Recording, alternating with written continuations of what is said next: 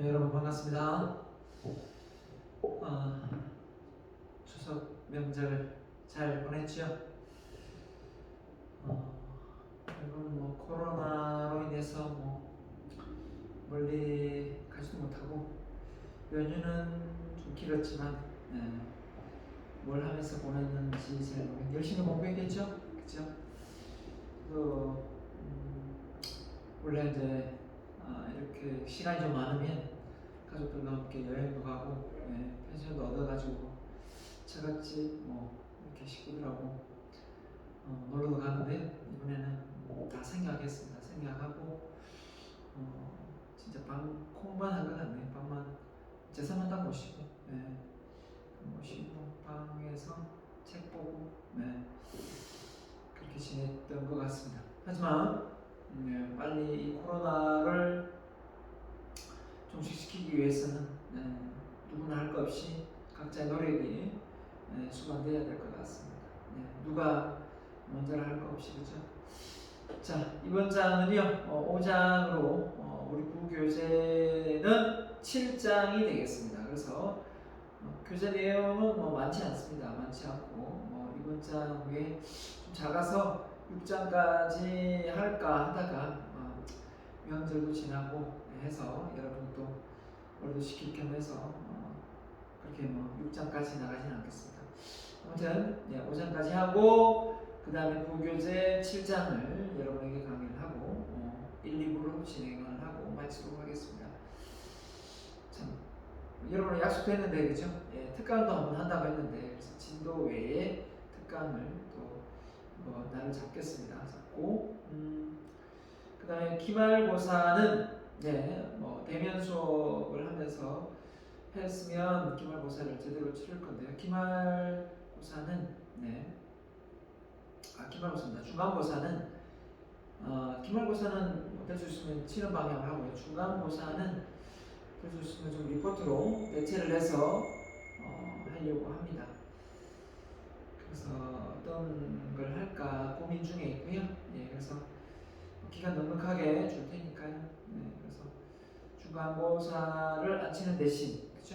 뭔가 다른 평가할 수 있는 또 리포트를 내는 게 맞을 것 같습니다. 자, 우리 5장에서는 기업의 어떤 그 해외 진입, 바로 글로벌화입니다. 일명 다각화 전략이라고 표현도 합니다만은, 자, 우리가 사업을 하다 보면 국내에 머물지 않고 해외 수출을 하죠. 해외 수출을 넘어서서 이제 완전히 그 글로벌 기업으로 이제 발전하게 됩니다. 그 상황을 이야기하고 있는데요. 그래서 이제 여러분이 그런 회사에 근무를 할 경우도 있고, 여러분이 창업을 했던 회사가 크게 성장해서 글로벌 회사가 될 수도 있는 거니까요. 우리의 미래는 아무도 모릅니다. 여러분이 얼마만큼 꿈꾸느냐에 따라 여러분의 가치가 달라진다고 했지 않았습니까? 그죠? 저도 사실 머물러 있는 거 되게 싫어합니다. 머물러 있는 거. 머물러 있고 정체되어 있고 이런 걸 되게 싫어합니다. 흘러야 돼. 흘러야, 강물도 흘러야 썩지 않듯이 사람도 흘러야 된다. 흐른다는 게 뭘까요? 흐른다는 것은 내 머릿속에 새로운 정보와 지식을 저는 집어넣는 거라 생각합니다. 그리고 새로운 곳에 리스크를 안고 투자하고 도전하는 거라 생각합니다. 그래서 챌린지가 없는 삶, 매일 반복적인 이 삶 속에서 우리가 행복을 추구할 수만 있다면 참 좋겠으나 오래 못 갑니다. 오래 못 가요. 사람은 금방 실전을 느끼거든요. 그래서 어떻게 보면 우리가 내가 앞으로 미래가 어떻게 펼쳐질지는 아무도 모르기 때문에 오늘 우리 배우는 학문도 여러분이 나중에 그런 회사에 근무를 할 수도 있고 조그만 중소기업 들어갔는데 회사가 규모가 커져서 해외 수출도 하고 나중에 글로벌 기업으로 성장하면 여러분이 여기서 배웠던 내용을 잘 접목해서, 그죠? 도움을 줄 수 있겠죠. 그래서 나는 공기업 들어갈 거고 나는 그죠? 조그만 회사 할 건데 이런 것까지 이렇게 생각하시면 안 될 것 같고요. 배워서 우리는 남 줄 수 있지 않습니까? 배워서 남 주자 생각합니다. 글로벌이 뭔지를 이야기하고요. 그 다음에 글로벌화의 거시적 요인과 글로벌의 주요 현상 왜 일어나고 있는가? 자, 뭐 강의에 들어가기 앞서서 글로벌이 왜 시행되고 있는 것 같습니까? 대표적인 게 이제 뭐 해외 간의 무역 장벽의 철폐죠. 그렇죠? 뭐 서로 우리가 관세를 많이 매겨서 서로 방어 전략, 보호무역주의를 시행을 했었는데 이게 이제 어느 정도 한계를 도달한 거죠. 왜냐하면 그 국내의 어떤 상품 판매가 포화 상태가 되니까 해외에는 없단 말이죠.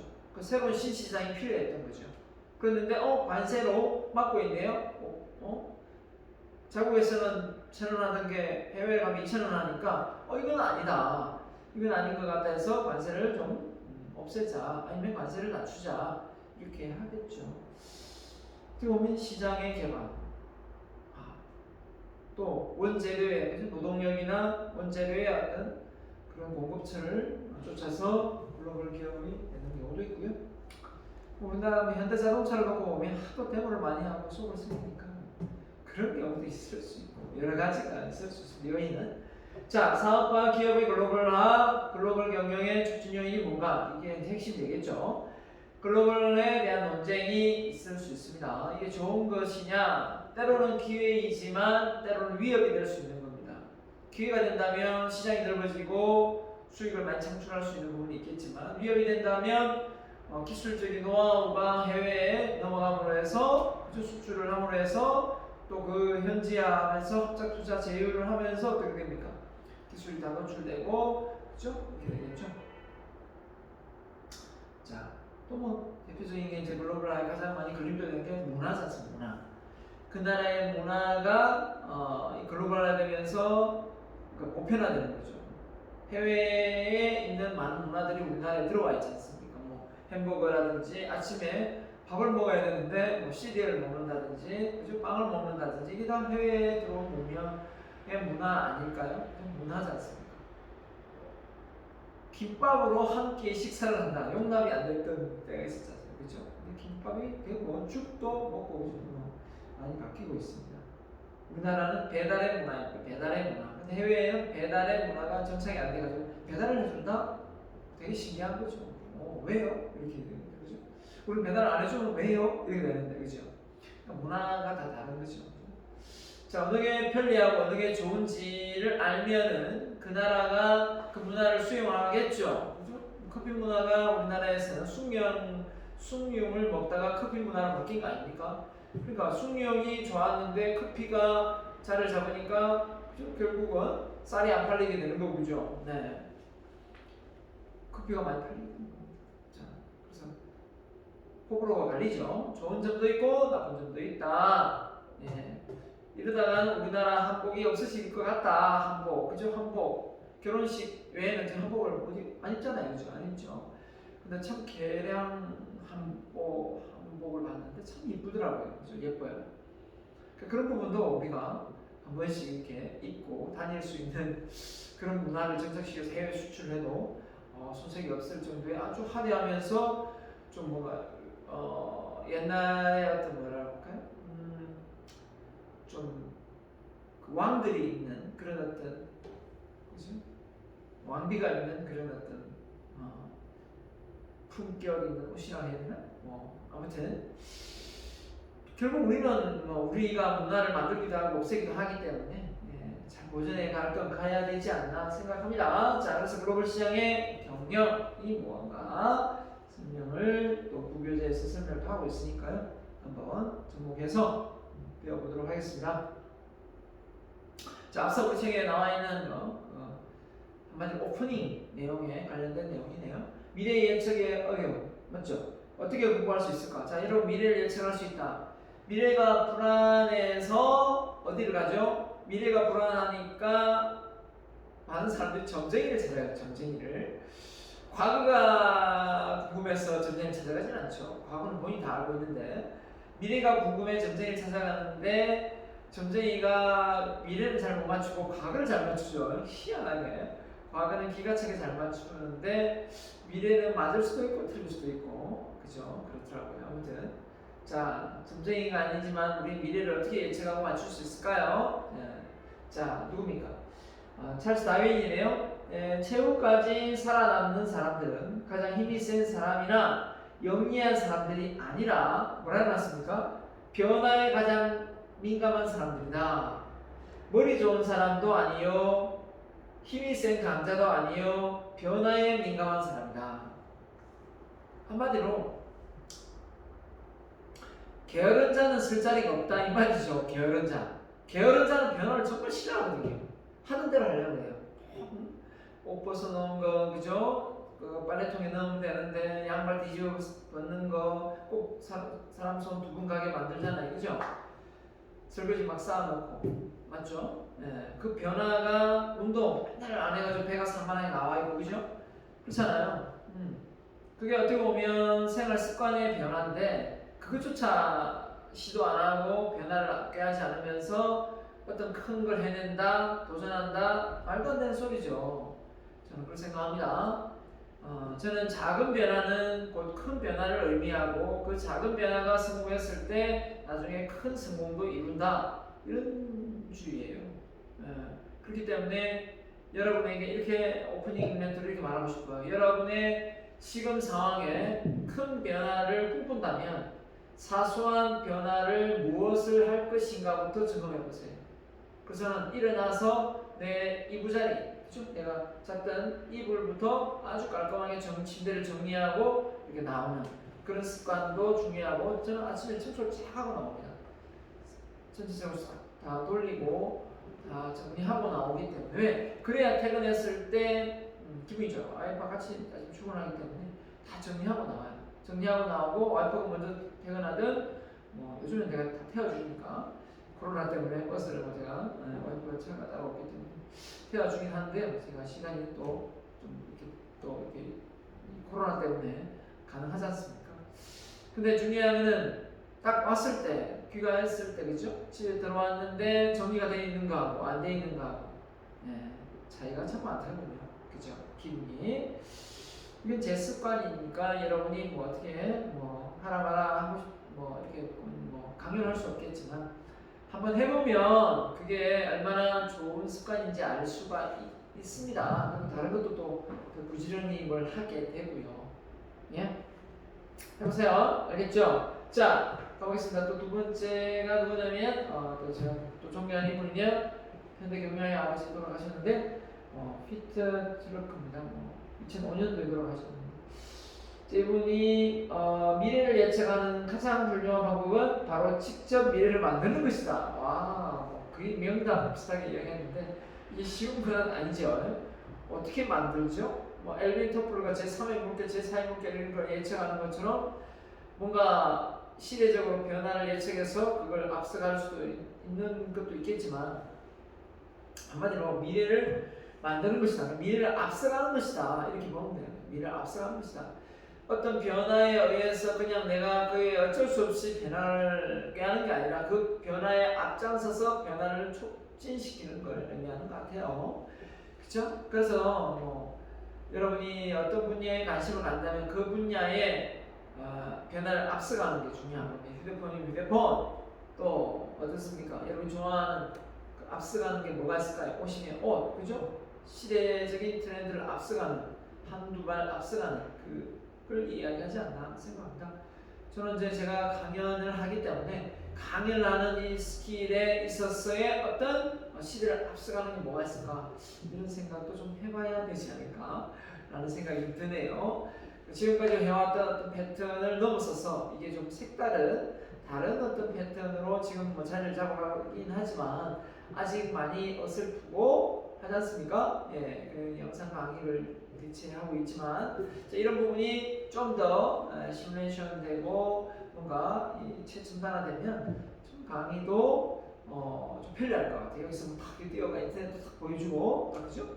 그러면서 딱 하면 좋을 것 같은데, 일일이, 그죠? 이렇게 다 이렇게 혼자서 다 하기는 좀 어려운데, 그런 최첨단 시스템을 내가 좀 한번 만들어서 강의를 앞으로 하게 된다면, 비대면 강의를 좀 더 시뮬레이션, 배경을 딱 이렇게 좀 더 멋지게 하고, 이런 생각도 좀 드네요. 제가 갖춰야 될, 제가 이 분야에 좀 자리를 꿰차고 오랫동안 선두주자를 가려면 그런 능력, 그런 역량도 키워야 되지 않을까 생각하고, 그리고 제가 또 관심 있는 분야가 행동 변화 전문가니까 사람들의 어떤 변화 행동을 주도하는데 어떻게 하면 행동을 바꿀까, 어떻게 하면 사고방식을 바꿔낼까의 생각이 많은데 그 부분도 앞서갈 수 있도록 노력을 해야 되겠네요. 그렇죠? 네. 아무튼 저는 제 얘기를 말씀드린 거고요. 여러분은 여러분이 스스로 미래를 앞서가기 위해서 어떤 노력을 해야 되는지 여러분 스스로 각자 한번 생각을 해보는 단계가 있었으면 좋겠습니다.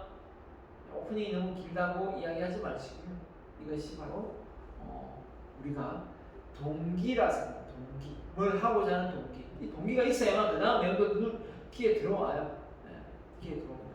자, 본격적으로 교재 내용을 들어가 보도록 하겠습니다. 기업의 글로벌화 했는데, 자, 세계 시장에 제품을 판매하여 매출 증대를 가능하게 한다. 그러니까 당연히 관세가 걸리긴 하겠죠. 자, 연구개발, 생산, 자금 조달 등 다양한 경영활동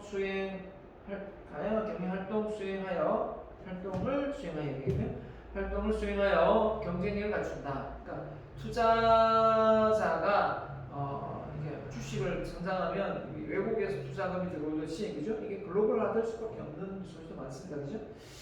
국내 기업에 있는 투자자만 모으는 게 아니기 때문에, 자, 이미 우리나라에는 삼성, LG, 뭐 SK 이 회사들의 어떤 주식의 어떤 지분율이라든지 이 부분이 다, 그죠? 외국에서 많이 투자하고 있기 때문에 어떻게 보면 그 기업이 잘 돼서 이윤을 배당한다면 결국은 외국으로 다 돈이 나가는 거이기 때문에 이미 그 주식에 성장되는 순간 글로벌화 되는 거죠. 투자자들의 어떤 부분에서. 자, 해외시장 진출, 진입 규제 또는 장벽 완화로 해외시장 진출, 그죠? 예, 가트라든지 WTO, 그죠? 세계무역기구를 만들어서 각 나라별로 보호무역주의를 좀 실패하고 자유무역주의를 하자 이렇게 된 거죠. 그러다가 이 미국 트럼프 대통령이 또 당선되면서 미국 같은 경우는 다시 보호무역주의로 바뀌었어요. 그래서 리쇼링을 하죠.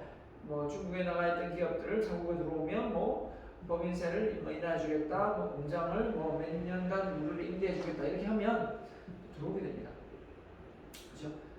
중국의 그 인건비가 싼 그걸 보고 나갔지만 막상 이제 중국도 세계적인 어떤 추세에 인건비가 그렇게 많이 싸지 않죠. 네, 많이 높아졌습니다.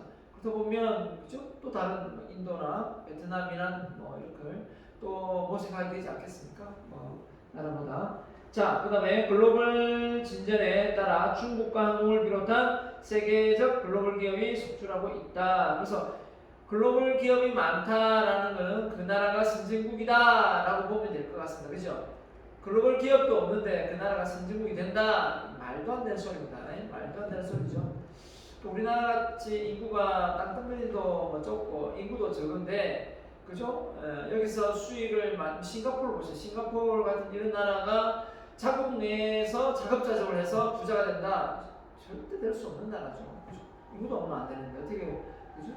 우리나라도 마찬가지입니다. 우리나라도 인구도 뭐 5천만 명, 그죠? 밖에 안 되는데 중국같이 13억 인구 이런 뭐, 그죠? 이런 뭐 17억인가요? 하여튼 그런 인구가 많은 데서 자급자족을 해도 뭐 끝도 없겠지만 우리나라처럼 조금만 땅덩어리에 이 뭡니까 수출되지 않으면 우리나라는 어떻게 보면 지금까지 고성장을 깨하지 못했을 것이다. 그죠? 예, 70년대 이후에 발전이 꽤 진전이 안 됐을 것이다 저는 생각합니다. 결국은 우리나라처럼 그죠? 해외 수출, 이 글로벌화로 인해서 어떻게 보면 이익을 보는 나라가 흔치 않다라고 보는 거죠. 예, 그렇기 때문에 우리나라는 해외 각지에 있는 그죠? 나라들하고의 무역 관계에서 어떻게 됩니까? 관세를 좀 실패해서 우리나라 기업들이 자유롭게 수출할 수 있도록 대통령이 누가 당선되든 간에 항상 그 역할을 하고 있는, 지금 하고 있죠. 네, 그렇게 하고 있습니다. 자, 그래서 글로벌화 의미, 그래서 2017년도 자료입니다. 글로벌 500대 기업을 선별했는데요. 미국이 숫자가 가장 많죠. 132, 중국이 109에서 일본, 프랑스. 그러니까 여기 나와 있는 나라가 우리 한국이 15개 됩니다. 15개 돼요. 15개. 그래서 이렇게 보면 글로벌 기업이 많다라는 것은 그 나라가 그만큼 전 세계적으로 알려져 있는 기업이 많다 이거 아니겠습니까? 그렇기 때문에 단일 선진국이 될 수밖에 없는 거고요. 우리나라 삼성전자가 15위, 그죠? 좀 하락을 하는 거네요, 그죠? 예전에 비해서 3단계 좀 떨어진 것 같고, 아무튼 SK홀딩스, 현자동차, 그죠? 버스코, 이렇게 쭉쭉 LG전자 잘 나갑니다. 한국전력, 아무튼. 우리나라도 이렇게 잘 나가는 기업들이 세계적으로 알아주는 기업들이 있다. 얼마나 자랑스럽습니까? 자랑스럽습니다. 그렇죠?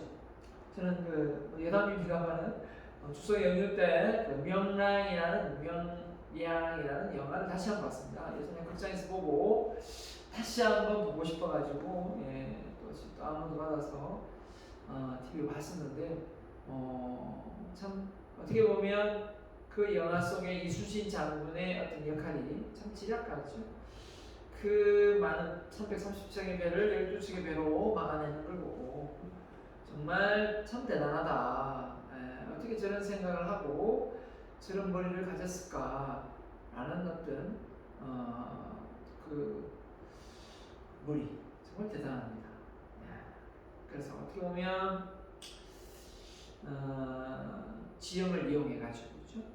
그러니까 한마디로 외형의 어떤 기회와 위협을 잘 활용해서 결국 일본을 물리친 것 아닙니까? 그때 만약에 우리나라가 일본에게 나라가 뺏겼다면 우리나라는 지금까지 존재하고 있겠습니까? 다 일본 땅이지, 그죠? 아무튼 그래서 저는 이순신 장군을 참 존경하고 앞으로도 존경할 것 같습니다. 이순신 장군의 리더십 관련 책도 한번 꼭 써보고 싶기도 하고 연구해보고 싶기도 하고 그렇습니다.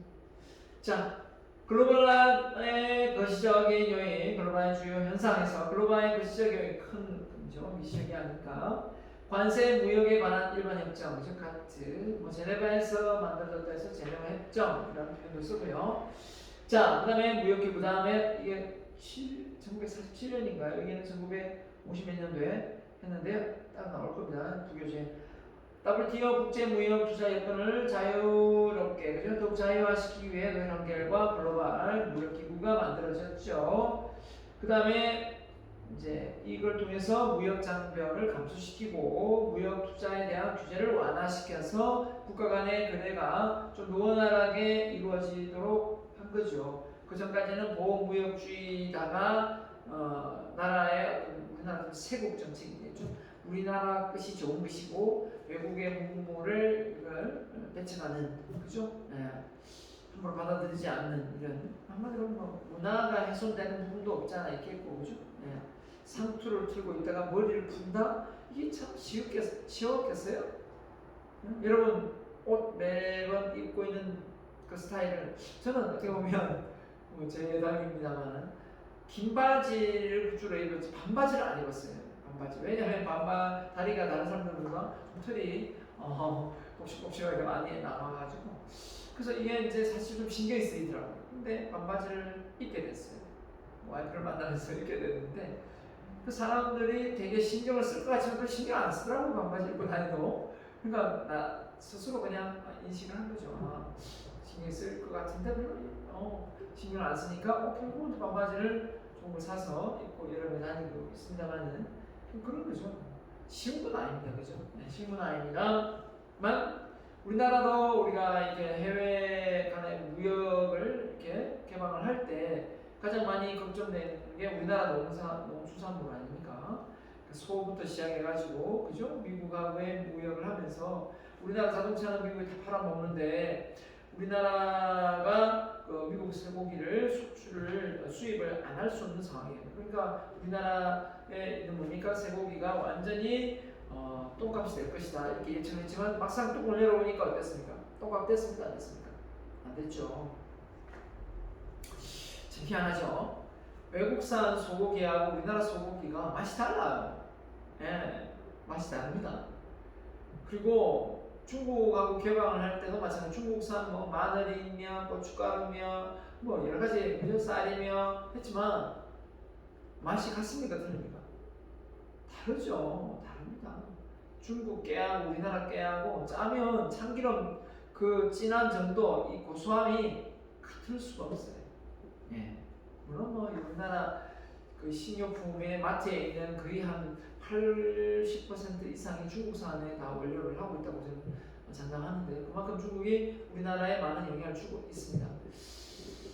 그런데 만약에 이걸 만약에 무역 개방을 하지 않고 자국 내에서 제품을 만들어서 판매하고 있다면 지금 아마 제품이 참기름을 예를 든다면 우리나라 국산이 10,000원 하잖아요.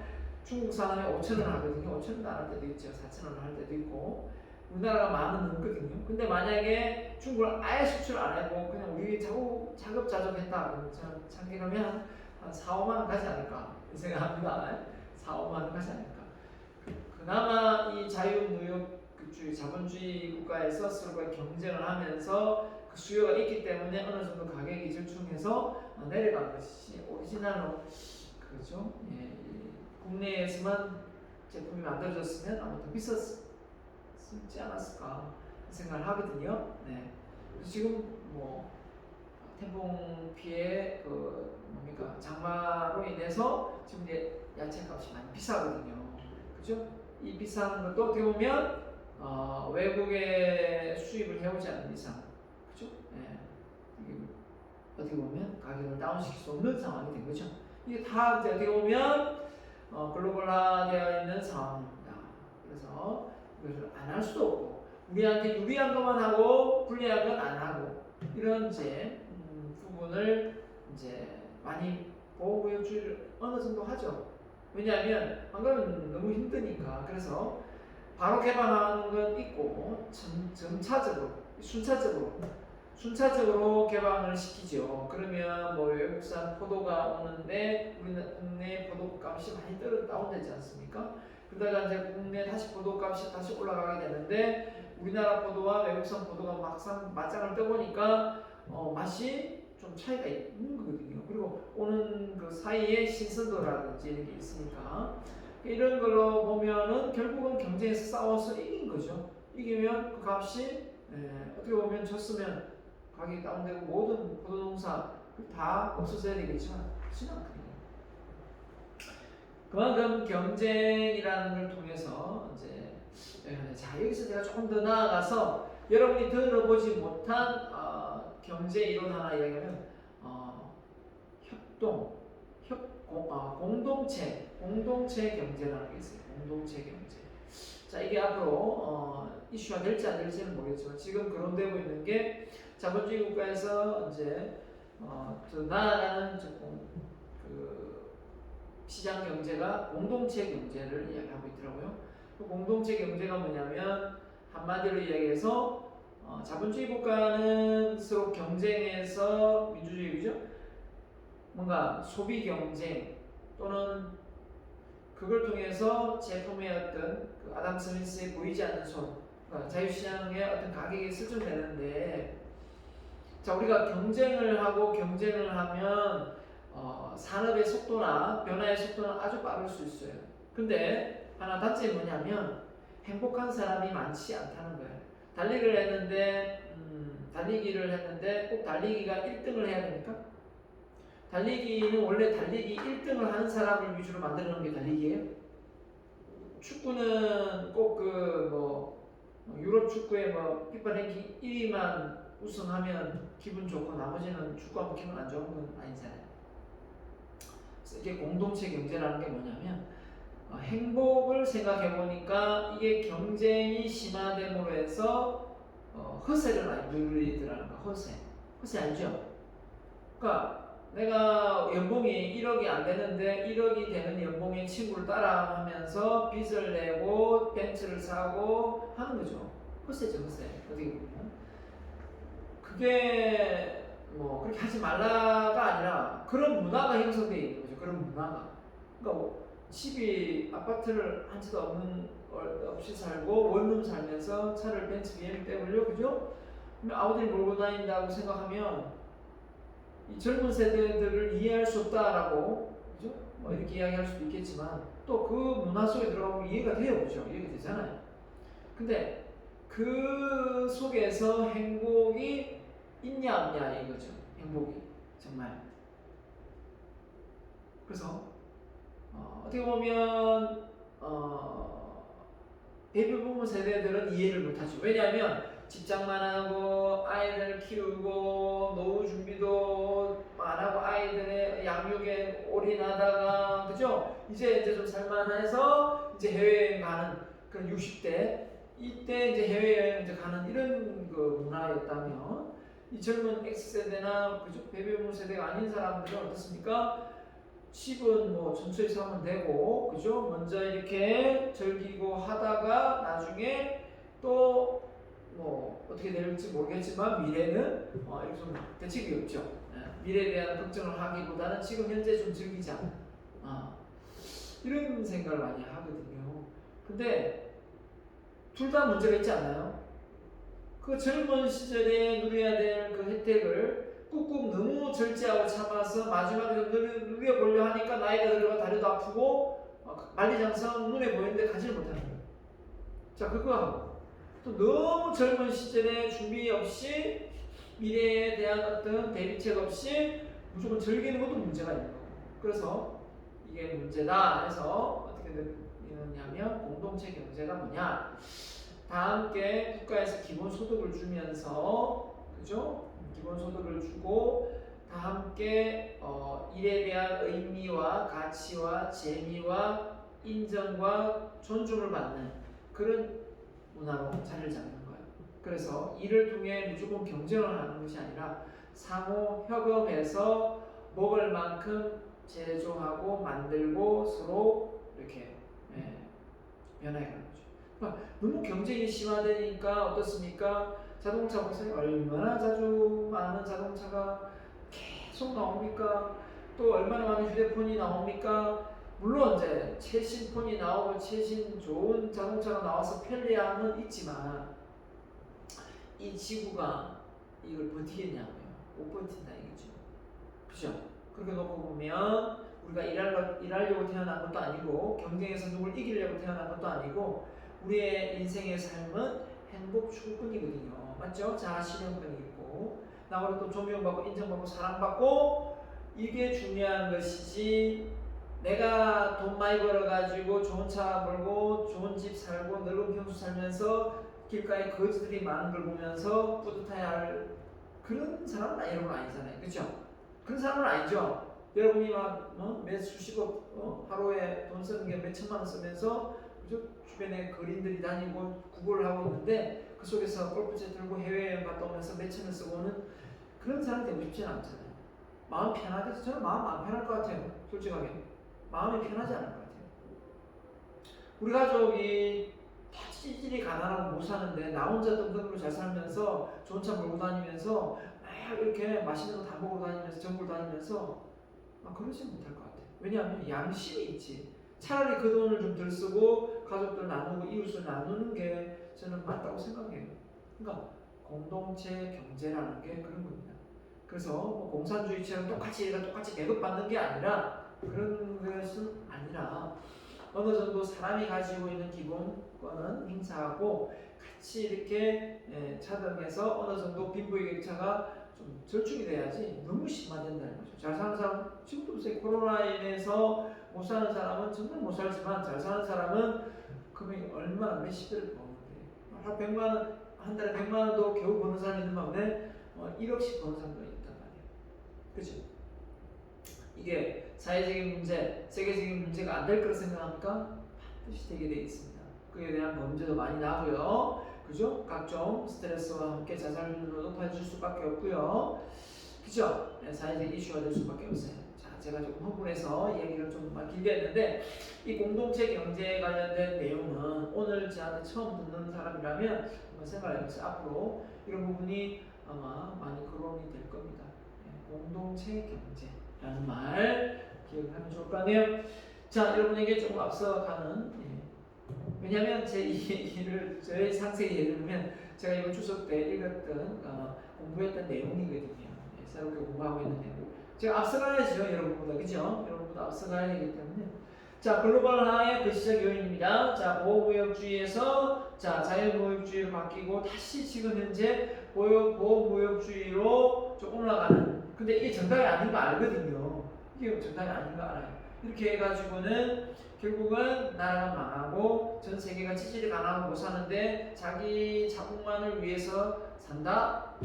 그랬잖아요. 다른 집은 다 가난해 지들이 못 사는데 자기 가정만 돌보고 산다? 사람이 더불어 사는 세상에 있었을 마인드는 아니다 라고 보는 거죠. 저는 그렇게 생각합니다.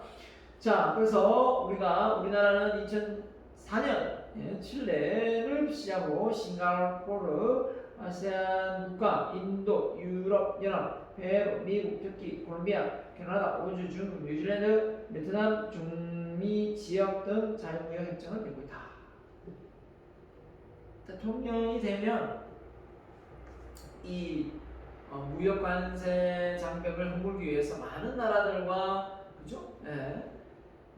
교류를 하는 것 같아요. 내가 봤을 때는. 그리고 뭐 기업인들과 그죠? 초청해가지고 데리고 가서 같이 막 인사시키잖아요. 그죠? 그쪽 나라의 어떤 그 정부 관료들과 인사시키면서 이제 우리나라 제품을 그 나라 제품을 수입 수출 하는 거죠. 자, 그래서 글로벌의 주요 현상이 뭐냐? 시장의 글로벌화입니다. 시장. 그 다음에 생산의 글로벌화. 한마디로 말 그대로 그 상품을 판매할 수 있는 그 시장. 새로운 시장이죠. 과거에 독립적으로 존재하던 국가 시장들이 하나의 거대한 글로벌 시장이 된 거죠. 그래서 한마디로 이야기하면 교통이 발달되지 않았을 때에 우리 대한민국하고 예를 들면 거제도에 다리가 없다. 그죠? 또 제주도하고 계속성이 없고 비행기가 많이 뜨지 않는다. 또 뭡니까? 전라도하고 길이 잘 나있지 않다. 생각해보세요. 전라도 가면 예전에는 이런 말을 했어요. 여러분 상상도 못할 일입니다. 경상도 사람이 경상도 경남 가지고 번호판이 그 지역 없앤다고 다 없앴잖아요. 원래 경남, 전라, 제주 다 이렇게 돼 있었거든요. 번호판이. 여러분 그거 잘 모르죠? 그래서 그렇게 번호판이 다 돼 있었는데 그렇게 해가지고 경남 해가지고 전라도에 놀러 가면 경남 번호판 보고 기록을 안 넣어준다는 거예요. 그죠? 밉다고. 서로. 왜냐면 전라도와 경상도 잘 못 지냈거든요. 그죠? 그리고 군대에 가면 저는 별로 그런 건 없어. 조금은 있었는데 아버지 세대. 저희 아버지 세대는 외국 세대거든요. 어떻습니까? 군대에 가서 정말로 이 전라도하고 경상도 사람이 편히 가게 나눠져가지고 밤에 잘 때 해코지하고 정말 갈구고 말도 못하게 고생했더라고요. 그래서 항상 이런 말을 했어요. 아버지가 하는 말이 지금은 아닙니다. 지금은 아니지만 전라도 사람 뒤끝이 있다. 전라도 사람 뒤끝이 있으니까 조심해라. 저한테 이런 말을 많이 했던 것 같아요. 아버지 경험이니까. 근데 뭐 지리산 가가지고 전라도 사람 만나고 뭐 이렇게 놀러 가서 강의 가서 전라도 사람 만나고 인심만 구하고 사람만 좋더라고요. 근데 그때 당시에는 서로 미운 감정이 없잖아. 많이 있었겠죠. 그러다 보니까 뭐 몇몇 사람이 하는 행동이 그게 이제 일반화되어서 우리 귀에까지 소문이 이제 들리게 된 거거든요. 자, 그 다음에 생산의 글로벌. 그러니까 생산 요소에 들어가는 요소를 보고 가는 거죠. 노동력, 그죠? 싼 임금, 그 다음에 에너지, 토지, 자원, 충분히 넓은 땅덩어리, 그죠? 그래서 국가 간의 간격이나 품질의 차이를 활용하기 위해 전 세계 여러 국가에서 생산활동을 하는 추세다. 그죠? 그래서 이게는 우리나라도 중국에 많이 진출해 있고 그렇습니다. 자, 그래서 시장의 글로벌화는 코카콜라, 맥도날드, 스타벅스 뭐 이거 왜 삼성, 이케아뿐만 아니라 엄청 많죠. 자, 그 다음에 생산의 글로벌화는 말 그대로 부품을 통해서 각 나라의 어떤 그 싼 부품이 다 조립되어서 만들어진다. 미국의 보잉사 787 기종이 1만여 종의 부품이 만들어지는데 일본, 프랑스, 영국, 이탈리아 등 500여 개의 납품업체가 공급을 받습니다. 업체 공급을 받는 게요. 공급을 받아서 만들어지는 것이다. 이렇게 보시면 됩니다. 그러니까 바로 생산이 글로벌하죠. 이게 오늘 갑자기 하나로 만들어지는 것이 아니기 때문에 우리나라 삼성폰이 베트남에서 만들어지는 걸 많이 하더라고요. 베트남에서 거의 한 70-80% 만들어지고 아이폰이 중국에서 만들어지고 있죠. 이제 좀 작업을 많이 갔을 거예요. 좀 많이 갔고 중국하고 지금 미국이 미중 갈등과 전쟁으로 지금 총만 안 들었을 뿐이지 못자공사 안달이죠. 자, 글로벌 경영의 촉진 요인이 뭔가 이렇게 봤더니 볼까요? 국내 시장에 제한된 승산이다. 자, 포함됐다는 거죠. 이미 팔아먹을 거 사상 다 샀다는 거예요. 근데 또 그 제품을 다른 어떤 더 신기술, 뭐 더 좋은 거 이렇게 만들어낼 수도 있지만 이 정도도 없는 나라, 이 정도의 기술력도 안 돼 있는 나라가 많다는 거예요. 우리나라 최신폰 아니라 그 구폰을 들고도 그 휴대폰을 사가지고 가잖아요. 그럼 그 휴대폰은 어디 가면 다 수출되는 거죠.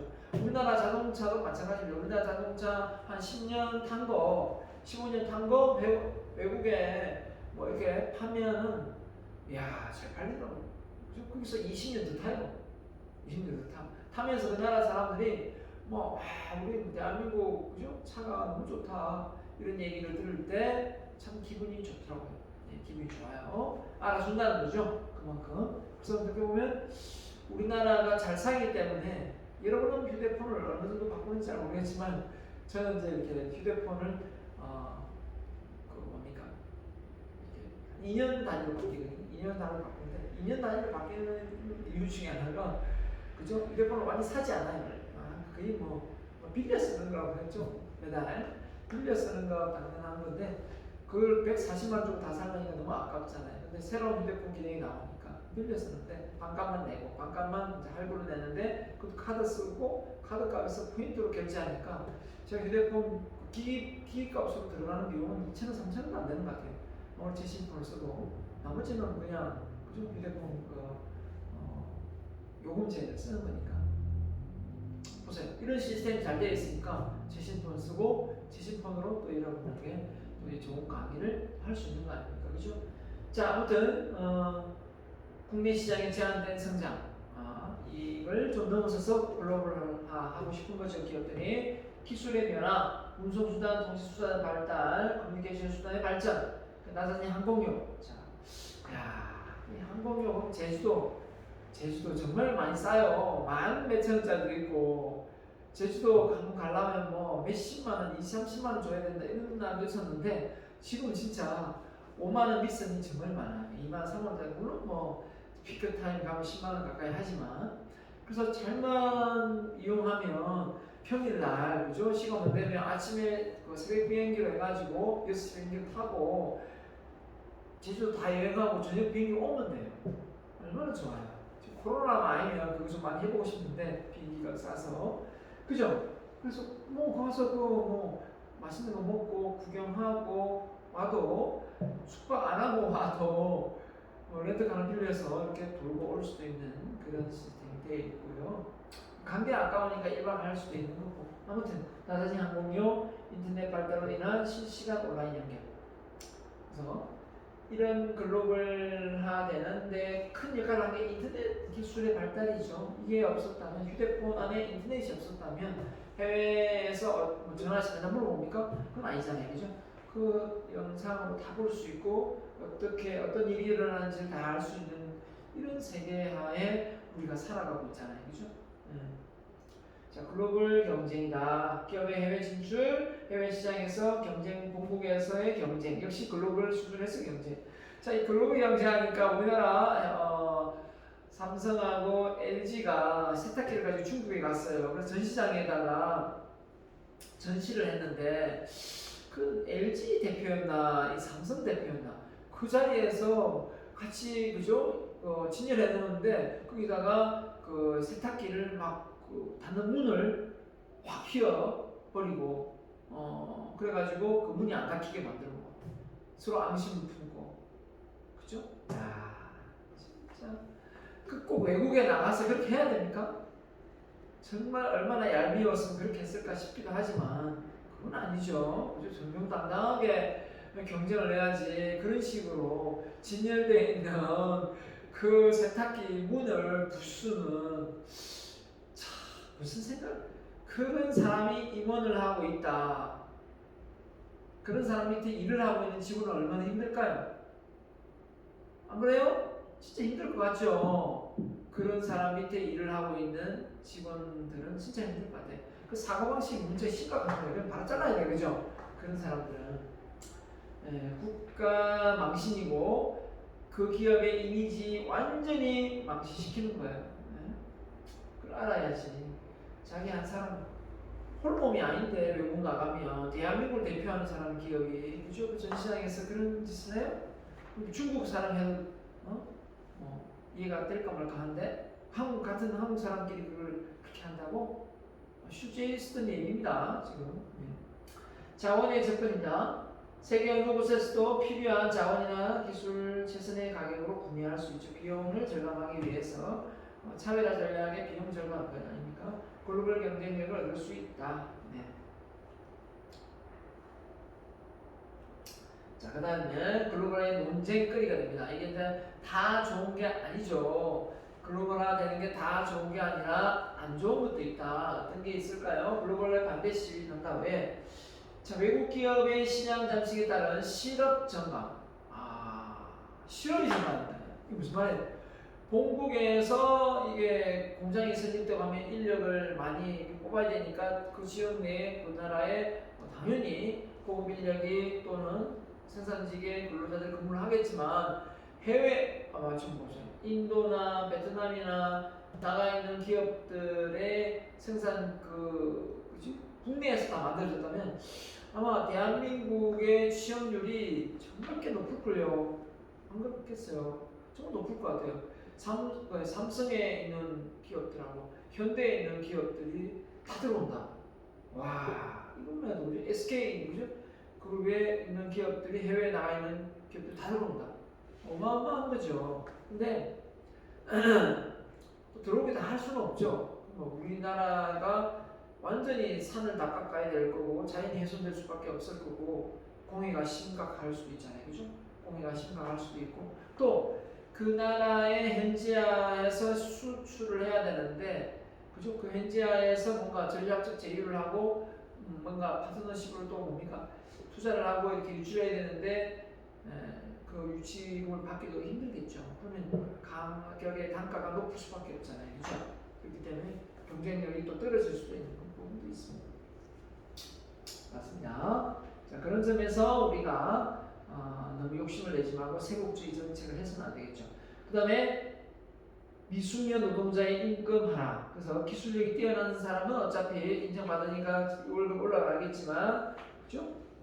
실력이 안 된 미숙련자는 어떻습니까?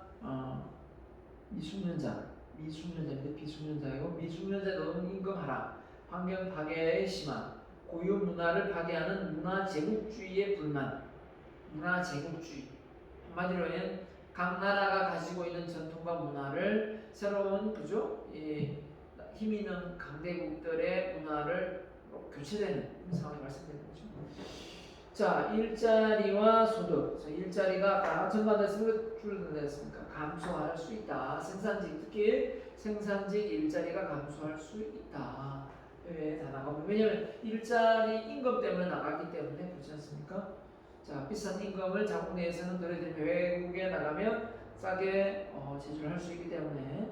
자, 그 다음에 환경과 노동 정책. 자유무역을 허용하면 환경보호와 노동자 보호에 대한 규제가 약한 개발도상국으로 생산시설을 이전시켜 노동과 인권을 유린하고 환경 파괴를 할 것이라고 주장합니다. 왜냐하면 자국 내에서는 규제가 많고 환경 규제, 뭐 공해 오염을 많이 하지만 이 못 사는 나라 좀 개도국이나 이 개발도상국에 가면 아직 그런 게 보편적으로 이렇게 풀어주거든요. 그죠? 환경적인 어떤 그런 걸 걱정하기보다는 지금 당장 경제적인 어떤 그 기업이 들어와서 세금을 많이 내고 이게 중요하기 때문에 그죠? 오염되는 그런 거에 대해서 신경을 덜 쓰게 되는 거죠. 그죠? 이거하고 똑같아요. 우리나라가 외침이 많으니까 미군이 주둔을 하고 있는데 미군이 주둔한 자리에 기름이 오염되고 유출되고 그 방사능 뿐만 아니라 하여튼 그 지역 군부대에 있는 그 지역이 완전히 환경적인 파괴가 되는 그런 부분에서 이제 우리가 피해를 보는 거죠. 네. 똑같습니다. 국가 주권입니다. 자, 세계 경제의 상호의존이 높아지면서 경제적 권한이 국가로부터 WTO, 그러니까 국제무역, 세계국제무역기구죠, EU-연합 등의 초국가적 기관들로 이전되면서 그 국가가 유명무실화되는 거죠. 정부의 힘이 약해지면서 결국 우리나라가 1978년, 97년에 IMF가 왔지 않습니까? 그때 IMF에서 돈을 빌려주면서 우리나라 기업을 이 문어발식으로 되어 있는 걸 다 분리시켜라 하면서 요구한 게 많아요. 그죠? 은행도 분리시키고, 그죠? 국가에서 너무 다 관리하지 말고 민영화시키고 이런 게 많습니다. 그러니까 나라 경제가 어렵다는 거는 한마디로 이야기하면 정부가 정책을 잘못 세워서 부도가 난 거잖아요. 그렇기 때문에 이 IMF는 그 돈을 받아야 되니까 자기가 빌려주고 돈을 다시 받아야 해소하고 싶은데 그 나라가 빚을 졌는데 잘 못 살아서 빨리 해소를 못 받는다 하면 어렵겠죠, 그죠? 그러니까 빨리 해소하고 싶으니까 조건을 걸겠죠. 그래서 조건을 걸면서 뭐 해라, 저거 해라, 이거 해라 다 한 거죠. 그때 정말 많이 개방화했습니다. 그 전까지 개방화되지 않는 많은 것들이 보험부터 외국 보험, 이제 아직까지 개방 안 된 게 이제 외국의 어떤 교육, 하버드대가 분교가 생기는 건 아니잖아요, 그죠? 교육도 아마 개방 다 그때 허용한 걸로 알고 있는데, 그래서 많은 부분이 개방화되었습니다. 네. 그런 걸로 놓고 볼 때 어떻게 보면 우리나라가 이런 정부 정책이 잘 이행되어서 다시는 그런 외국의 손을 빌리는 그쵸? 그런 일이 두 번 다시 발생하지 않아야 되지 않나라는 생각이 들고요. 빈부의 격차 이게 큽니다. 아까 얘기했지만 부자 국가들과 가난한 국가들의 빈부의 격차. 그래서 이 글로벌화되지 않으면 결국은 아프리카는 계속 가난한 거고 못 사는 나라는 계속 못 사는 거예요. 휴대폰이 뭔지도 모르는 나라는 계속 휴대폰이 뭔지 몰라요. 그런데 이제 그 나라의 그 발전을 위해서 이제 이렇게 들어가고 공장이 세워지고 하다 보면 이제 보편적으로 이제 문화를 이해하고 알게 되는 거죠. 우리나라가 북한의 개성공단에 들어가서 제품을 완성을 하면서 그때 많이 줬던 게 초코파이를 간식거리를 줬는데 그걸 북한 주민들은 안 먹고 들고 가서 팔아먹는다든지 아니면은 자기가 안 먹고 자식들한테 준다든지 이렇게 했다는 얘기도 있더라고요. 우리나라는 식당에 가서 마트에 가면 조그마한 슈퍼에 가서 다 있는 초코파이를 북한이라는 나라는 그저 귀한 어떤 빵이 될 수도 있는 거니까 그렇죠. 문화 차이니까. 우리는 참 다양하게 생각해야 됩니다. 우리가 북한에 태어났으면 어떻게 할 뻔했어요. 김정은이 맨날 박수나 쳐야 될 상황이 됐었겠죠. 네. 참 그런 부분에서 우리는 복 받은 거예요, 그죠? 따라합니다. 우리는 복 받았다. 우리는 복 받았다. 이런 생각을 해야 되는데 그런 생각을 할 이유가 없죠. 네. 괜히 올 때 와가지고만 이런 생각하고 있는 것부터 감사하고 인정하고 또 더 누리고 싶은 것도 도전해서 또 성취하면 되는 거예요. 그게 현명한 거지, 그죠? 항상 불평불만만 가지고 누리지 못하고 없는 것만 생각하지 말고. 자, 그래서 글로벌 시장의 경영. 자, 여기서 관여도, 통제력, 위험, 잠재력, 수익의 양이 이쪽으로 가면 많아지고 이쪽으로 가면 적다니까. 해외 글로벌화가 여기 쪽으로 가면 더 직접적으로 많은 영향을 주는 것이고 그 나라에, 그죠? 근데 여기 쪽은 좀 덜 주면서 해외 진출하는 부분이 되는 겁니다. 그 라이선싱은 이제 한마디로 특허를 내서 그 허가를 주고 그에 따른 뭡니까 로열티를 받는 거잖아요, 그죠? 수출하고 프랜차이징에서 아예 이제 똑같은 걸 벤치마킹 하게끔 해서 들어가는 거니까. 그다음 위탁, OEM 방식 위탁 제조를 하고 국제적 합작 투자 회사를 만들고 같이 구동호가 전략적 제휴를 하고 직접 투자를 할 수도 있습니다. 자, 이쪽으로 가면 갈수록 어떻게 보면 더 많은 그 나라에 영향을 줄 수밖에 없는 것이고 이쪽은 좀 덜 영향 주면서 해외 시장을 개방하고 또 진입하는 것입니다. 자, 이 순서를 어느 정도 이해하고 있어요. 다음 주 순서를 올바르게 나열하시오 했을 때 이 순서를 정확하게 잘 나열을 해주면 고맙겠습니다. 예. 자, 그래서 라이선싱 나오죠?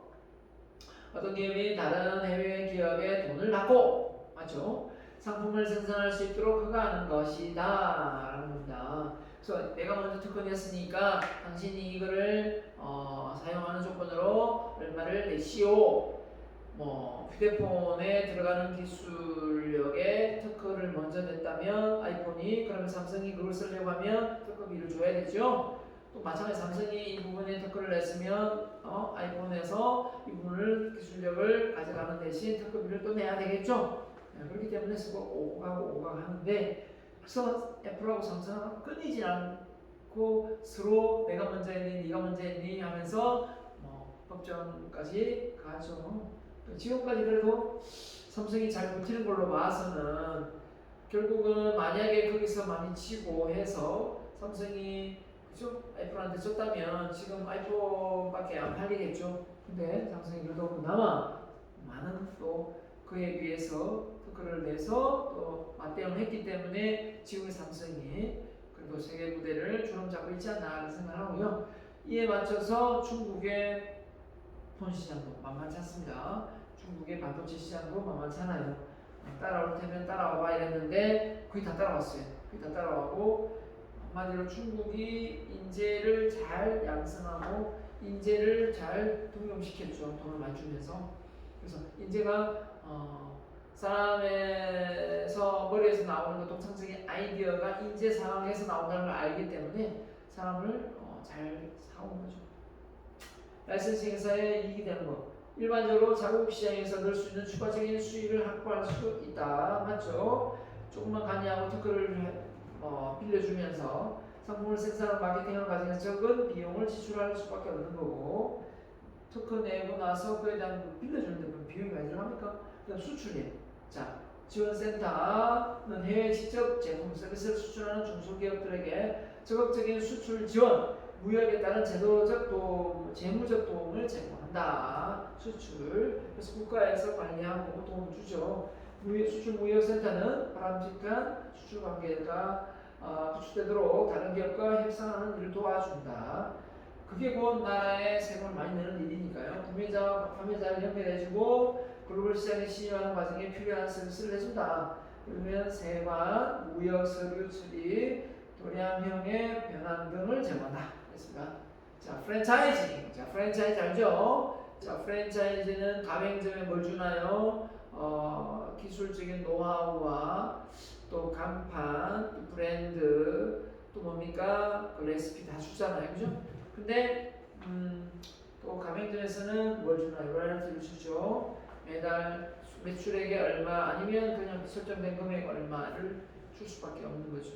그래서 그만큼 그걸 무료로 쓰기 때문에, 그래서 인테리어라든지 이런 부분을 본사가 시키는 대로 해야지 가맹점이 마음대로 할 수가 없겠죠. 그죠? 이런 부분에서도 마찰이 많이 일어납니다. 그래서 프랜차이즈 강의를 해보다 보면 이렇게 이제 본사가 너무 화려하게 오프닝을 하는 경우 있어요. 매출도 못 불리고, 그죠? 월매출도 못 불리고, 그렇게 큰 규모로 해서 호텔 고급 호텔에서 진행을 하면서 선심 쓰듯이 가맹점을 막 늘려가고 나중에 막상 뚜껑을 열어보면 가맹점들이 돈을 많이 못 벌어요. 본사가 많이 벌 수 있는 어떤 구조가 되어 있다든지 이러면 골치가 아프죠, 그죠? 자, 아무튼 좋은 비즈니스 아이디어를 가진 사람들의 특정 지역에 한정된 고객들을 대상으로 사전에 고안된 방식을 통해 자신의 비즈니스 이름을 사용하여 제품이나 서비스를 사용할 권리를 단순하게 판매하는 것이다.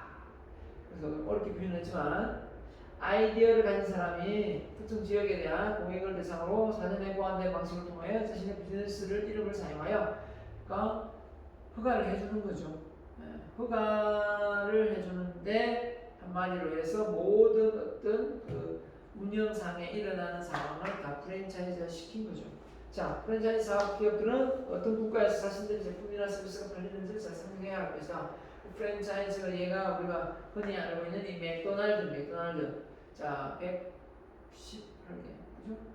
국에서 34,000개 이상의 매장 운영합니다. 와, 118개국에 34,000개의 맥도날드 가맹점이 있다는 겁니다. 전 세계적으로 다양한 메뉴를 유지하는 이유는 소비자들의 다른 기호도 때문이다. 그래서 우리나라 햄버거가 맥도날드 햄버거가 일본 가면, 중국 가면, 뭐 베트남 가면 좀 맛이 다를 수밖에 없다. 현지의 그 입맛을 잘 감안해서 만들었다는 거죠.